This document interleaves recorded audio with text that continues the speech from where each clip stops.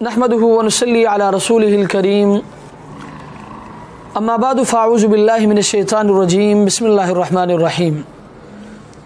کراچی سے محترم جہانگیر صاحب نے سوال کیے ہیں۔ ان کا سوال یہ ہے کہ الٹرا ساؤنڈ مشین سے رحم مادر کا حال معلوم کرنا کیسا ہے؟ ان کا کہنا ہے کہ قرآن کریم میں اللہ تبارک و تعالی فرماتے ہیں کہ وَيَعْلَمُ مَا فِي الْأَرْحَامِ، کہ اللہ تبارک و تعالی جانتے ہیں کہ رحم مادر میں کیا ہے۔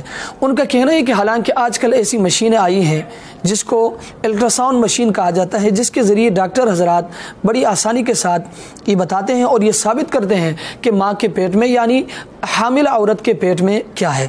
ان کا کہنا ہے آیا قرآن و حدیث کی روشنی میں ڈاکٹروں کا یہ دعویٰ کہاں تک ثابت ہے؟ آیا ایسا کرنا درست ہے یا نہیں؟ آیا ایسا بتلانا ڈاکٹروں کا قرآن کریم کی اس آیت کے منافی ہے یا نہیں؟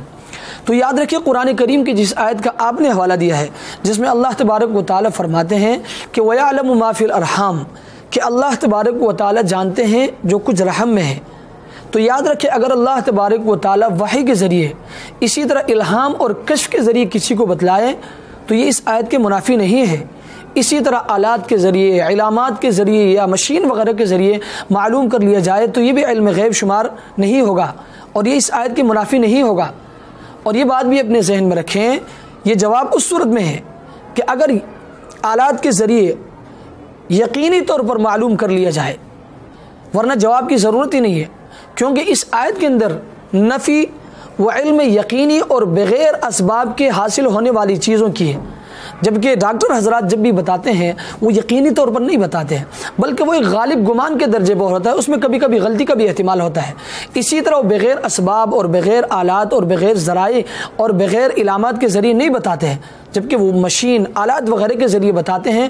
اور اس آیت کے اندر جس چیز کی نفی کی گئی ہے وہ علم یقینی اور بغیر اسباب کے حاصل ہونے والی چیزوں کی ہے، لہٰذا اگر ڈاکٹر حضرات وہ یقینی طور پر نہیں بتلاتے ہیں، وہ ایک غالب گمان کے درجے پر بتاتے ہیں جس میں کبھی کبھی غلطی کا بھی احتمال ہوتا ہے، اور اسی طرح وہ اسباب، ذرائع اور مشین وغیرہ کے ذریعے اگر وہ بتاتے ہیں تو اس آیت کے منافی نہیں ہوگا اور یہ علم غیب بھی شمار نہیں ہوگا اور اس میں کوئی قباحت بھی نہیں ہے۔ اور یاد رکھیں اس آیت کے اندر اور بھی بہت ساری باتیں ہیں، لیکن چونکہ سامعین کے لیے پھر سمجھنا مشکل ہو جائے گا، اس لیے میں سمجھتا ہوں اتنا ہی کافی ہے۔ اللہ تبارک و تعالی ہمیں سمجھنے کی توفیق عطا فرمائے۔